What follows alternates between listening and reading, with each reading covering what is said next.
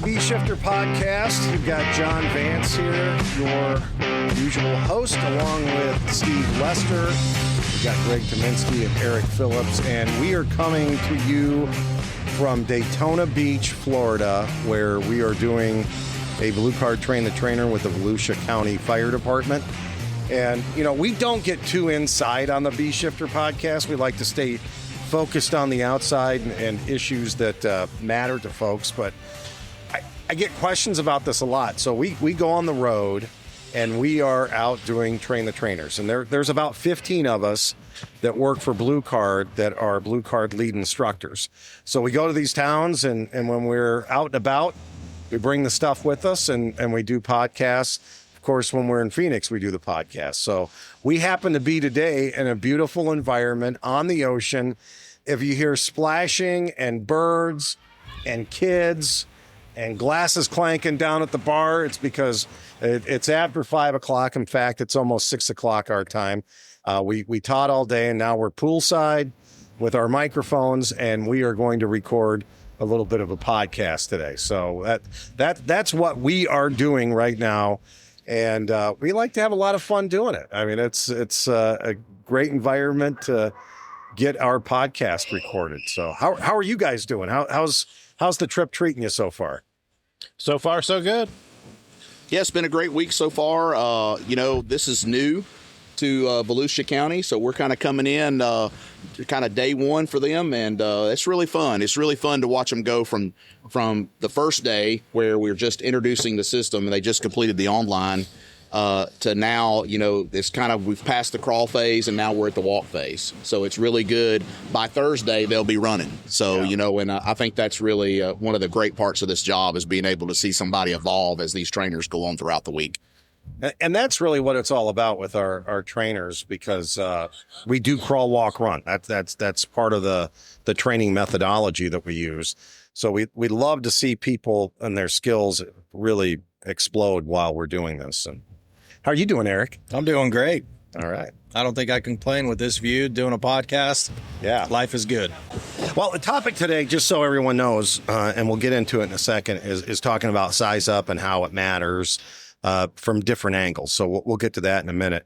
I do want to mention we're going to be at the 2025 Blue Card Hazard Zone Conference, Sharonville, Ohio, September 29th through October 3rd.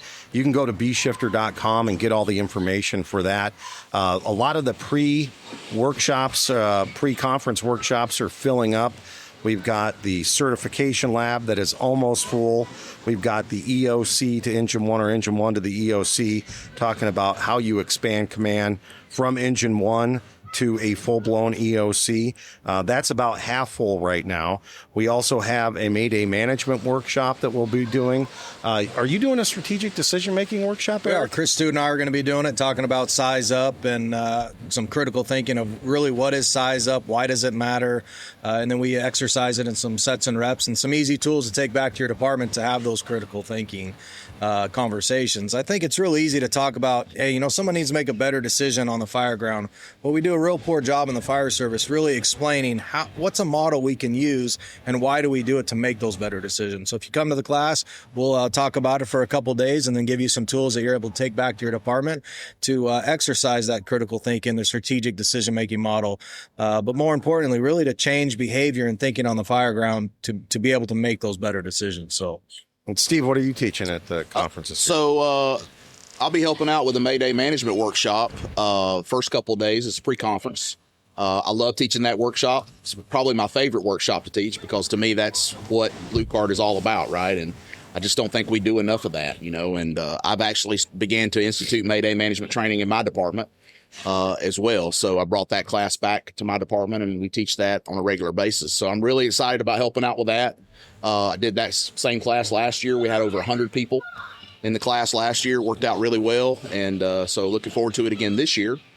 And then my breakout session during the actual conference is titled Life Made Simple with Support Officers. It's all about utilizing that support officer role on the scene in the command post, utilizing them in division operations, as well as just everyday administrative duties that you as a chief, whether you're a battalion chief or a shift commander or whatever that looks like in your organization, utilizing those people to your advantage. So hopefully it'll be a good discussion, and really looking forward to it. And you've got, during that, you're going to talk about, you don't necessarily need to have a support officer assigned to you. You can bring in support officers in various ways, because we realize that most departments don't have that funding level. I mean, look at the Los Angeles City Fire Department's trying to cut their support officers right now.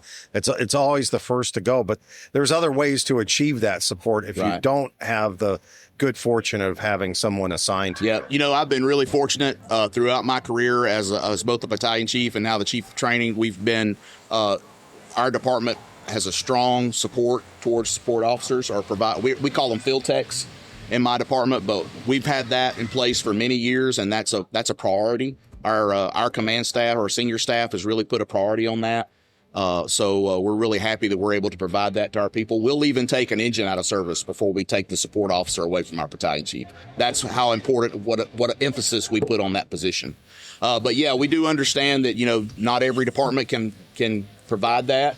I'll give you a great example is that Hamilton County area in Ohio, where they have such great automatic aid agreements with their neighboring agencies. They're able to have a chief, if the first due chief responds to the fire, it may be a chief 2 or 3 districts over that arrives on scene and can immediately step into that support officer role and assist that first due chief in the command post. And to me, that's just, when you have that kind of interoperability, that's just excellent. And we have a robust chief response in my area, and we plug chiefs in that way too. So it's not unusual for us to get 7 chiefs on a structure fire, and we're just going to put them into the roles, whether it's division boss, embedded safety officer, support officer, or even in some cases senior chiefs, like a senior advisor role. So there's different ways to get there. So don't be scared of the title of the class just because you don't have the funding. I know in my area, we were the second suburb in the entire Twin Cities to staff a battalion chief job. So, and other suburbs are starting to do it. I know the suburb south of me, I just got an email today from the chief that said, as of today, we're 24-hour battalion chiefs. So there's some areas kind of behind the curve, but this gives us something to shoot for too. And I think so often we start talking about best practice with people, and they say, well, we can't do that. We don't have the funding for that, or we're not staffed that way.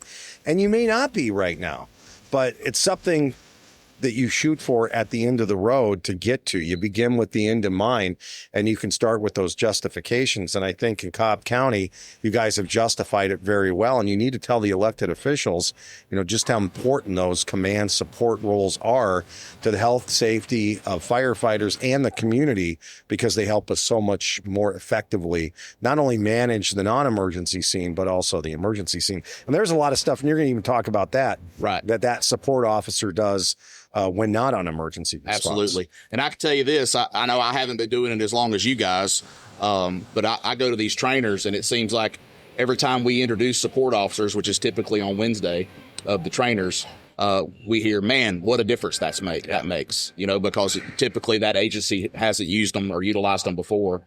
And when we introduce them in the trainer, it's like a light bulb goes off, and, hopefully they'll adopt something like that in the future.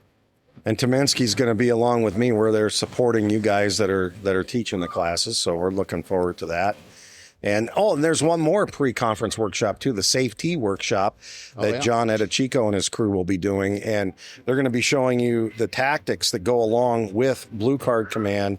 And then with that prop, there's a burn prop that is not included for the price. It's a very low price, but you can buy the prop, take it back, and it's a train the trainer, how to get the fire behavior out of it, and then how to show people with thermal imaging cameras and the fire behavior they get out of the prop, different pivot points for making decisions on the fireground. A lot of departments don't realize just what a cost savings that safety prop is as well. When you look at, we actually purchased one last year because we were spending, without counting the overtime for the guys to build the wooden dollhouses, we were spending around $500 a dollhouse for a wooden OSB dollhouse.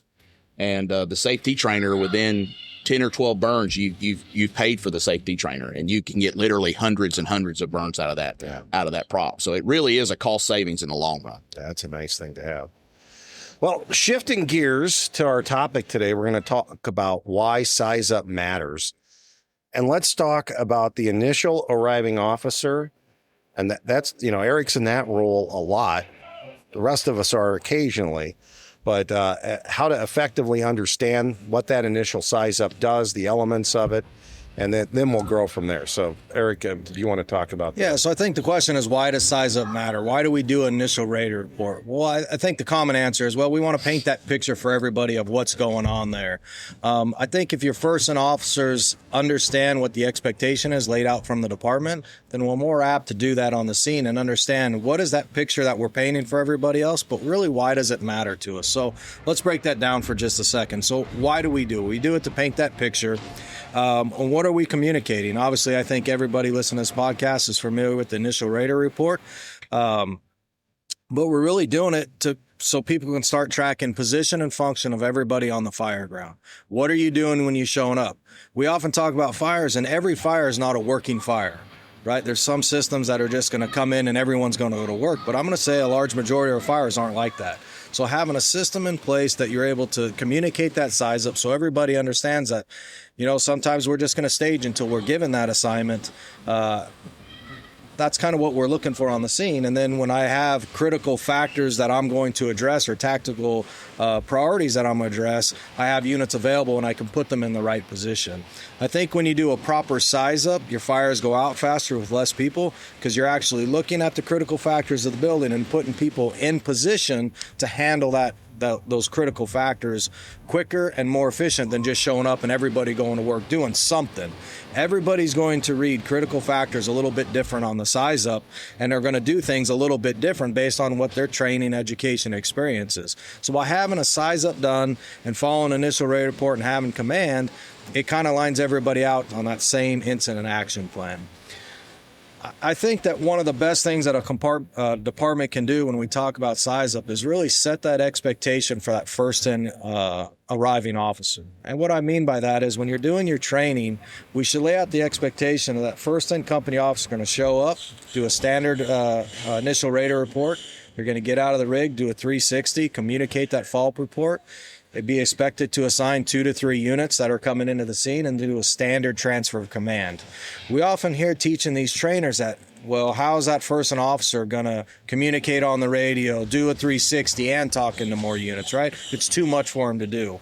Well, I'll challenge and say that what you simply haven't done in your organization is set that expectation of what we want you to do and then train everybody on that expectation. And you're starting out in a classroom understanding a system. Then you're going to do some simulations sitting in a controlled environment. Then you take it to the drill ground and exercise that. Then you're going to do that on the fire ground when you're actually getting real incidents. But I think that's the key factor is really setting that expectation of what you expect from me as that first and officer. Does it happen overnight? No, I don't think it really does. But with training and understanding the why behind it, I think you'll have success within your organization of that standard size up and really what you want from that first in company officer. We talk in Blue Card about size up +3. And it's the expectation of the first arriving officer not only to size up what they have and start to make that incident action plan after giving the description and the problem and everything else, but also think of the first 3 things that need to happen. So they're no longer just in their own company, like this is all we have to do. Now they're thinking about what's the next few things that are going to mitigate this situation, make it better, make it safer. So let's address that, what that size up +3 does for the company officer so they start to think differently and more globally. And then how that helps IC number 2, because it might give IC number 2 some critical fireground factors that need to be addressed. Yeah, so when we talk about the size up +3, that's the incident commander showing up and then assigning the next 3 apparatus that show up on the scene. And when we lay out that expectation of the incident commander is going to show up, do initial radar report, get out and do that 360 and communicate a fault report, he has more information than anybody else on the scene of what those critical factors are and where I want to position those people. So by getting out, doing a 360, completing it, I'm making decisions based on 100% of that building, looking at all of those critical factors and then deciding what is my top priority. categories. And it can be, depending on the fire, it could be a multitude of different things. But if you don't get out and do that 360, then you really don't know what your next couple assignments are based on the critical factors.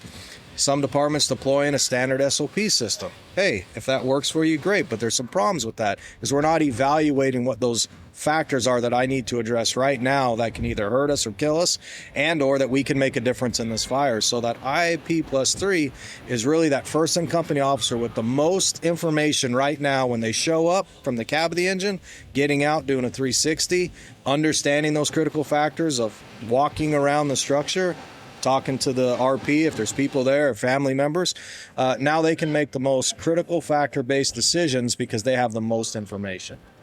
And I think to add to that, the 360 is super important. Speaking from where I come from in Idaho, is we have a lot of daylight basements. And so from the front of the house, you have a single-story house or a two-story house. You walk around the back, you might have one or two more stories that are underground. Might be open. Most of the time they're open. They're daylight basements. What does that mean? I've never heard that term, daylight basement. Daylight basement is you just walk out. Oh, okay. It's a walkout basement, I guess is another term for it. But we have a lot of those. And when you're doing that 360 and you got, smoke showing from the Alpha and Charlie side, and then you walk around to the Charlie side and you find you got a basement fire, that changes everything. Yep. Your critical factors change at that point of what is the most important place to put water on that fire immediately. So for us, in where I come from, it is very important that 360 can give you a lot more critical factors than your basic single-story, single-family dwelling in the middle of town. And it makes a big difference on the call. I mean, you got swimming pools, you got wing walls that you could drop off 8 feet. Mm-hmm. You need to communicate all of those things to the incoming people that are coming in. I mean, the 360 was probably the biggest game changer in our organization when we started doing the system. Yeah, and I'll just tack on to what both of these guys said. We could probably print out 2 inches high worth of NIOSH reports that all relate back to not doing a proper 360. A lot of those are just what Greg was saying. It's in an active basement fire, working over an active basement fire. So we could print out NIOSH reports for that all day long. It's all about, just like Erik said, it's all about the critical factors. We have to evaluate those critical factors. We have to plug them into that strategic decision-making model using our risk management plan that Chief Bruno gave us way back when, and that spits out our strategy, which we know there's only 2 strategies. We're either going to be offensive or defensive. From that strategy, we're going to develop our incident action plan, and then we use whatever your organization's SOPs or your tactics are to enact that incident action plan, and then we revise and evaluate that plan. Erik briefly mentioned SOP related command systems. They don't utilize critical factors. It's like first dude pulls up, always does this. Second dude pulls up, always does this. Well, we know in our business, just in the emergency service business, take firefighting out of it, just the emergency service business, there's no such thing as always, right? Everything is dynamic in everything that we do. Everything has to be surveyed, analyzed, and acted upon. We can't just go out and start divvying out assignments because that's what it says in a book. Right. And back to NIOSH reports, we know a lot of those NIOSH reports, there were command failures because oftentimes there wasn't either command training, there wasn't communication training, and there was a lack of ongoing size up because there was a lack of situational awareness that occurs from not training your people to continue to size up. So when we talk about tactical size up, what does that mean and how do we continue tactically to size this up? And then we'll talk about strategic out in the car in a little bit, but let's talk tactical size up and what officers should be looking for as they continue to reevaluate the structure once tasks are taking place. I think when you think of the critical factors, we know that there's eight major categories when we talk about critical factors, and there's about 64 or so subcategories. And as my friend Chris Stewart would say, when everything is critical, nothing becomes critical. So as an incident commander, and I mean IC1 or IC2, we have to be able to look at the critical factors and determine what are my top 3 priorities that I'm going to start to address. So fire, because we're going to a fire and we're talking about ideal agent fires, fire is always going to be a critical factor. And when we look at the size, extent, and location of the fire, that becomes very important to all the tactical decisions that are going to happen there after you do your initial radar report. So when you think about that first in company officer specifically, and I'll just talk about them, is I'm giving my best estimate from the front seat of the cab, right? Sometimes it's through my engineer's big fat head, maybe it's on my side, but I'm giving my best guess. We get out, we do that 360, we get more information. Sometimes we're right from the cab of the engine, sometimes we're wrong. As incident commanders, we got to have the ability to say, hey, you know, we look at the structure, we size it up, I get out, I do my 360. You know what? I say the size, extent, and location might be wrong or might be a little different than how I read this fire. And now we got to tactically do something different. Greg brought up basements. From the front of it, looked like we had smoke from the Charlie side, maybe the first or second floor, and we get around back and we identify that it's actually a basement fire. Tactically, now that we have that new critical factor, we have to do something different. And when you have a system in place that allows you to exercise it and adapt and make changes because of the critical factors that you now identify, you're going to be more successful on the scene. Putting the fire out faster, searching and finding victims quicker, having fire control done quicker, because I can adjust my plan or my IAP based off of those critical factors when I identify them. So I think tactically speaking, we got to understand the critical factors, but more important, we got to understand when we identify something that's different, how do we communicate that to incident command using the tickets to get on the radio with, say, priority traffic, or in the follow-up report, we're going to change our incident action plan because we identified that there's a basement fire. Well, we got to have the confidence that in the system, it allows us to do it, and we feel confident that we can communicate that over the radio. Yeah. If I could just take that a step further, you know, we talk about when IC2 arrives, the BC, first due BC, right? He arrives on the scene, gets prepared to do a command transfer. Well, he's also doing the same thing. You know, he's evaluating the building. He or she's evaluating the building from the exterior. They're looking at critical factors from the chief's buggy. They're looking, first off, is the actions matching the conditions for the right outcome, right? That's one of the first slides in the day one PowerPoint, right? So we want to make sure that what we're doing is being effective on what we have to do, correct? If not, we need to make some changes and make them in a hurry, right? So that's the first thing that the strategic BC or the strategic IC needs to evaluate.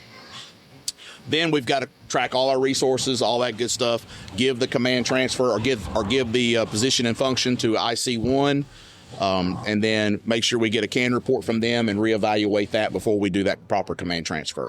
So it carries one step further even into that strategic IC2 role. Now, let's visit for a second.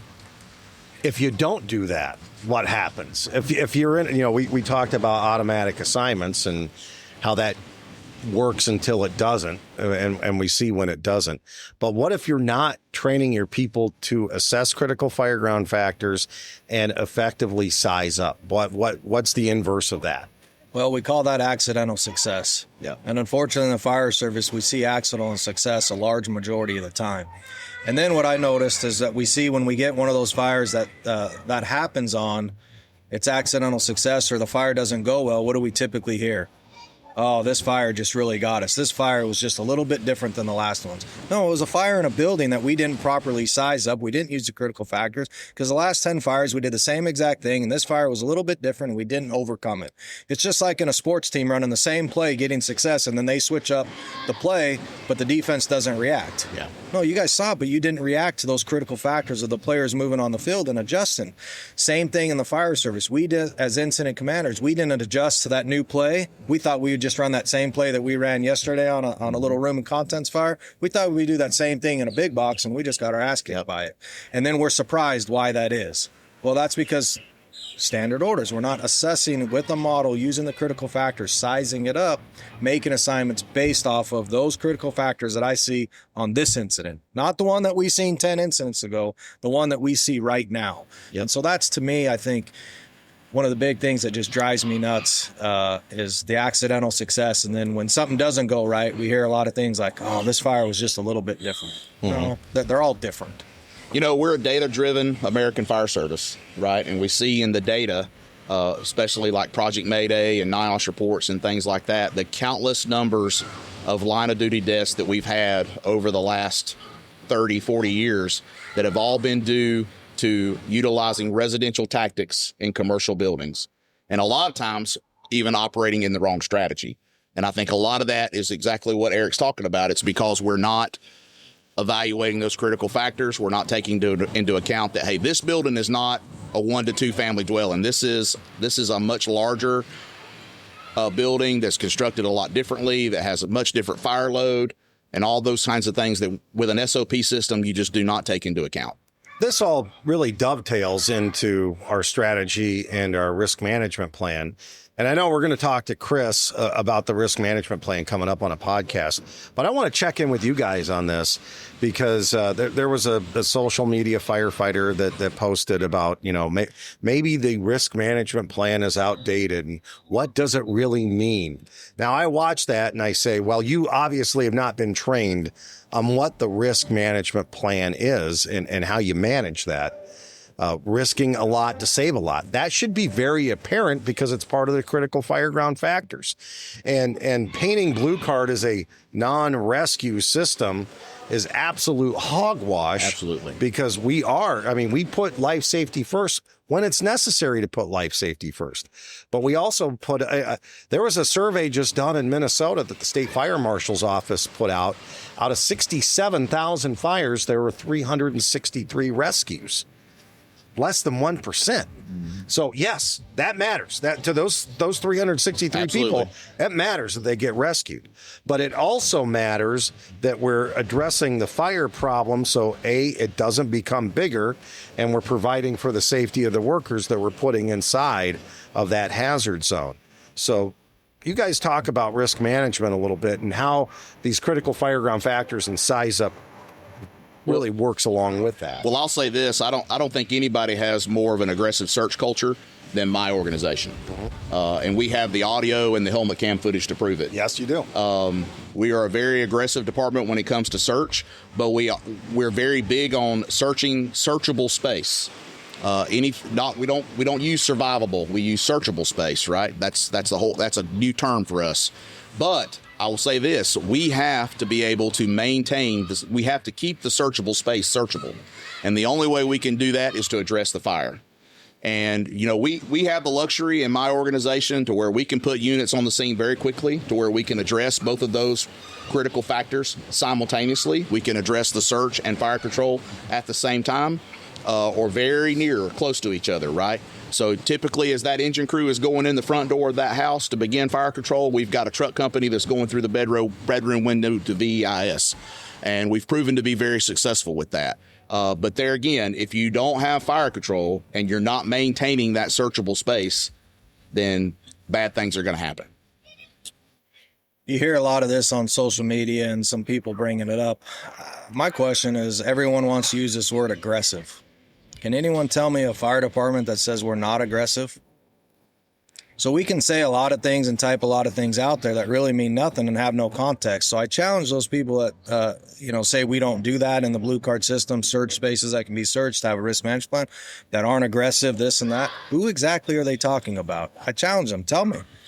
Same as Steve in our system. We're going to do the system. We're going to first pull a line, fire control and primary search. As we get more units on scene, we're going to split that up, start doing searches in different areas, all while addressing the fire as that goes. So I think it's real easy to hide behind that word aggressive.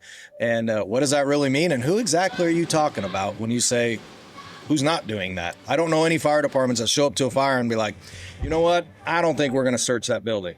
I haven't met one yet. I don't know if you guys have or know Not the fire departments we work with. None that I've worked with. So I think a lot of it's kind of a PR stunt to get some social media likes because it sounds cool. But I think most of it's honestly BS. And a lot of it's noise. We shouldn't pay attention to it. But, we see it. I'll ask, just like I asked our class, how many do we have? 16 in the class? 16. No one's ever heard of of some of the noise that's out there when I bring it up. So it's like, true. I don't even know why. I think to us it matters because sometimes it influences some of our younger firefighters. I've had younger firefighters go to class, and when I say younger firefighters, inexperienced firefighters, or, you know, newer firefighters, and they go to these classes, and I had one that went to a class where a lot of the techniques I'm 100% on board on. Exactly. But Great then techniques. the one of the instructors was bad mouth and blue card and called it the wussification of the American Fire Service and all of this stuff, because I think those folks want to self-actualize when they get to the scene. They don't want to be told what to do. They want to be able to do it for themselves. And if you're that strong of a leader that you know your companies can do auto deployment and they're that good, how do you replicate that? How do you make sure that Jimmy over on ladder 4 is as good as the guy on rescue 1? Well, they're probably not. I mean, and how do you train that and everything else? So that's why we have a system with Blue Card that's trainable, movable, is always evolving, because we're in the revision command function 7 all the time. But I think it's a lot of noise, and we probably shouldn't give it as much credence as we do. I mean, our organization is small compared to the two organizations of the guys I'm sitting with here. I'm super small. We got 3 stations. We have a lot of automatic aid and mutual aid agreements and so on and so forth. But, you know, our 3 units cover 165 square miles. It's not all populated. But some of our response times are 20, 30 minutes in some places. But when we arrive on scene, we get to do the same things that these two organizations that these guys are working for have so many units on scene at one time. We're getting there one at a time, a few minutes apart. We're doing the best that we can. We're gonna put water on the fire from the exterior. You can call it wussy eyes in the fire service or whatever, but my folks are just trying to keep themselves safe and make the house or whatever it is that's on fire better for the people that may or may not be inside. Keeping the searchable space searchable. Keeping the searchable space searchable. And we're going to search. We're going to go in there and we're going to search after or at the same time we're doing fire control, just with 3 engines on scene. And that's most of the American Fire Service, Greg. Yeah. It really is. I mean, I think most fire departments are 5 stations, I mean, on the average. So that's really more like what the fire service looks like, but we're all trying to do the same thing and get the same thing done. I remember one more thing, John. I remember several years ago sitting at a table with Nick and Big Al.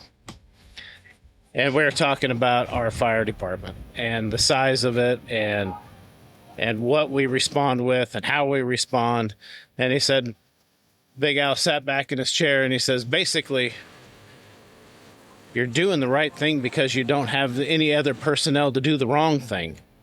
That's a good point. And, you know, I thought about it for a minute. I was like, what's he talking about?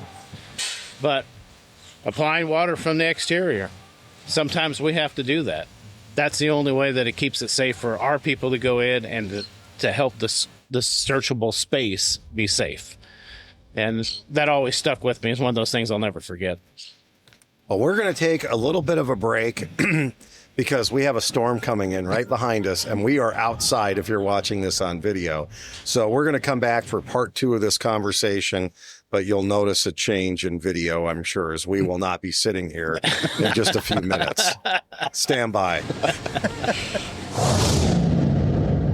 We're back. We're actually back. And we're inside because it's storming outside. I just saw a flash of lightning. So we looked at the risk of sitting out in a thunderstorm with a lot of electrical activity, and we figured it would be best to come inside. We evaluated that critical factor and we applied the risk management model. That's right. And we risked nothing to save nothing. We were in the red. Yeah, we were in the red. So here we are, back in at least the yellow for right now. So we're going to get back to sizing up and that conversation that we started earlier. Let's. You had a point to be made about rescue, Eric, and how that number one is a critical fireground factor, and how that really relates to the rest of the plan on the scene. So I think when we're talking about search and rescue, that's one assignment on the fireground when you look at the grand scheme of the incident. So I think one of the coolest things that we identified in the last couple of weeks is we had a fire department doing after action, and they identified that they ended up making a rescue on this incident, and it was great. They ended up finding a victim, pulling them out, transporting them to hospital, and I believe that they had a good outcome from it. But in the after action, it was determined that the unit that did that showed up on scene, never announced they were on scene, and there was no tracking of that company. And the person doing the after action identified that, hey, great job at finding the victim, rescuing them, but we had no idea that you were there. And he said in his after action, great job, don't ever do that again. Yeah. And what he meant by that is that just that one action, he went on to explain the why behind is that if there was a mayday of that crew, he had no idea what that crew was doing. So you can't just show up and go to work because you're one part of a bigger incident. And I think Grant Light says it best is that our fire department's dirty little secret is it's all about them until it's about us. And when you really think about that, in that instance of that after action, if they would have had a mayday in that fire, possibly would have not turned out good because nobody even knew that that crew showed up on scene. Great job making the rescue. We're going to continue to do that. Just let's go about it a little bit different way so I can track you when you show up on scene by announcing that you're on scene, level 1 staging, then I'm going to give you assignments so we can track position and function. Heaven forbid you have that mayday event. So I think we often try to segment like, it's all about search, or it's all about this, or it's all about that, when really it's just one component of a big incident. That incident commander has to put that pieces of the puzzles together to have a good outcome. Size up. We talked about the company officer responsibilities. Let's talk about size up for IC number 2 and the CAN reports that they're getting in, and how do we continue to size up from that IC number 2 position? So you got to utilize your resources, JV. You got to utilize your resources, getting those CAN reports. So we teach in the Blue Card command system that the IC is driving the communication process, right? So if his buggy's parked out on the alpha side and he or she's got a full view of the structure, they see some type of change in conditions. Typically, it's for the bad, right? Or things just aren't getting better. We've got multiple lines deployed, we've got multiple crews assigned, and things just aren't getting better. It's that IC number 2's responsibility to start asking those CAN reports and getting that information from those interior crews. So if I'm sitting in the buggy, I'm a strategic IC, I look at the building, things just aren't getting better, I'm going to say, Command Engine 1, hey, I'm not seeing a change in conditions here. You guys have been working for about 10 minutes. Can you give me a CAN report? And that's vital information, because more than likely, if you're not seeing a change in conditions, that means they're not getting the work done in there for whatever reason. So the feedback's probably going to be, Engine 1 to command, be advised we're unable to make the seat of the fire. We've got high heat conditions. Things just aren't working out in here. We need to be reinforced. And those are those clues that IC should start looking into as we talk about in Mayday management, the Swiss cheese lining up. Those are times when that IC really has to evaluate is what we're doing here based on our risk management model, is how we're operating here, what's best for the overall outcome. And that's where most likely a strategic shift needs to happen. Yeah, just like today, we're going through residential, and we're getting a CAN report from ladder 1 that's on the second floor, and they're cutting. They knocked a hole in the ceiling, and they got nothing. They see nothing. They search the rooms up there. They got nothing. They open up the ceiling. They got nothing. And then all of a sudden, the IC's got no way. We have to change the strategy.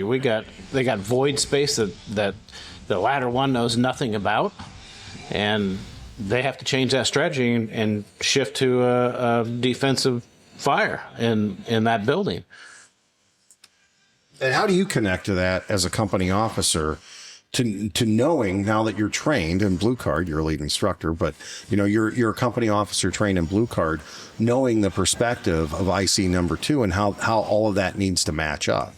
I think it's critical. I know that my CAN reports have become better because of the training and actually fulfilling that IC number 2 role in the sim lab. But I think what really drove home this week for us is we had a battalion chief that says that they get out of the vehicle because the CAN reports aren't good from their company officer. So to compensate for that, they want to be up there, see it, smell it, and be out of the vehicle, when in reality, it's the only reason was identified is because those CAN reports weren't good. So that's going to be worse off for us that are going on the inside as that number one IC. So when we look at that and we hear that, I think we should all do a little self-reflection and ask ourselves, really from a company officer perspective, how are our CAN reports doing? I may think I'm doing a really good job, but if I'm not conveying the correct and pertinent information to the person on the outside, it's going to do a couple things. One, tactical decisions aren't going to be made correctly because I'm not giving them the key information that they need. Two, it's going to create more radio traffic because now it's that back and forth chatter because you're trying to get some key information from me. So what do we do about it? One, we got to identify that we can do better and we can train on it. But really, the IC number one and IC number two need to have a conversation, identify what will help you out on the outside for my reports on the inside. These type of buildings, these are the critical factors that from the interior I can't see, so I need you to identify these type of critical factors. When you look at the system and you look at that one slide that says CAN reports, just under C, there's like 11 things that you can identify that you need to report on. Now, as an incident, as a company officer inside, I'm not going to talk about all 11 categories, but I got to be able to choose this type of building, this type of fire. These are the key critical factors that he's probably going to want to hear on the outside. So let me convey those in the form of a CAN report to give that information. So we often talk about it's 50% on IC number one, which is that company officer, giving good information, good initial rate reports, good size up, assigning task, location, objective, and giving good CAN reports. And it's 50% on that IC number two to have a good incident. So CAN reporting, challenge yourself, see how it is, talk to each other, and see if you can get better at it. All right, gentlemen, do you have anything else that we want to add to size up before we close this topic out now that we're inside and out of the rain? You know, Andy Fredericks, one of his big quotes was, "So goes the first dew, so goes the fire." And, you know, we talk about all of Andy's stuff, and, you know, I know they put out the book of Andy, and it's actually published now. I actually had to gather my copy from years and years of printing off articles from fire engineering, but now it's published into one big book, which I think is great. And I think we could take a lot from that, you know. So goes the first dew, so goes the fire. We have to do that proper size up. We have to address the fire. We have to address all the critical factors, and we have to keep searchable space searchable. I think that's important, and we can't get upset about it. You know, we can't get all flustered. We have to maintain our control. You guys know I'm the 3 C's guy. You know, competence, confidence, and control. We have to maintain self-control. Another great thing that Andy said is the garbage man doesn't round the corner and see a mound of garbage and get upset about it. Oh my gosh! He's expecting a mound of garbage when he rounds the corner into your neighborhood. So when we round the corner and we see a working fire, we should be expecting that, and we should have self-control and be able to handle that situation. I had a neighboring fire chief absolutely refused to do blue card. They had their reasons for it. They were not very good reasons. But that person would hyperventilate and scream and yell on the radio. And like there was one time I'm sitting at my desk listening to their fire, and I could feel my blood pressure and heart rate go up. And I'm in an office 15 miles away. So imagine what those firefighters on the scene are feeling when they're getting screamed at on the radio by an IC who's supposed to have control. Hey, before we go, you guys want to do a timeless tactical truth? Sounds good. All right. Timeless tactical truth from Alan Brunacini. And this one is from the soon-to-be released Timeless Tactical Truths. I want to let everyone know, as we speak, the Timeless Tactical Truth book is being reprinted and will be available at bshifter.com probably within the next month or so. So look for Timeless Tactical Truths. We'll have it at the Hazard Zone Conference this year, too. And we thought it was lost, but you're bringing it back, right? We're bringing it back. That's awesome. So the first volume is coming back, and then there'll be a new volume, too, because, well, I have a treasure trove of Timeless Tactical Truths that's great. that he's written that have not been published yet. And this is an unpublished one. And it says, the measurement should give the participants self-control. So measurement should give participants self-control. Erik, Mr. AAR, who's developed a measurement system, let's talk about self-control. And, you know, Bruno talked a lot about human behavior stuff. And I think this is not only being measurable, but it also lets people know there's some checks and balances on things. I think anytime that you know that you're being measured based off of the expectation and the training of your fire department, it seems to up everybody's game. And it seems to keep everybody on that track that is already laid. So I think that the best quote still lies is you can't manage something you can't measure.